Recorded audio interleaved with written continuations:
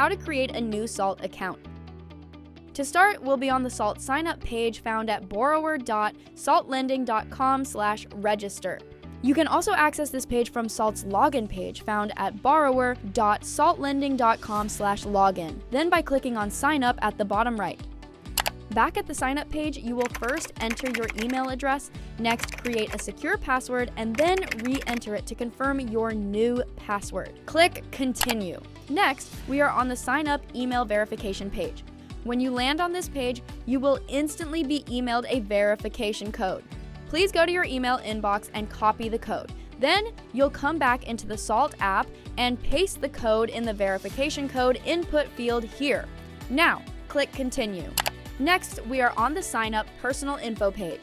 To start, you'll enter your first name and last name. Next, select your residing country and then the province where you live. Then, you'll click Continue.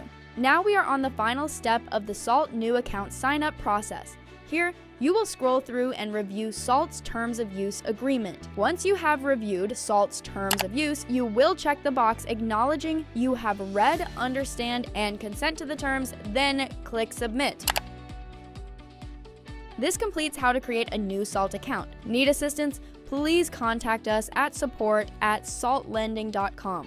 Thank you!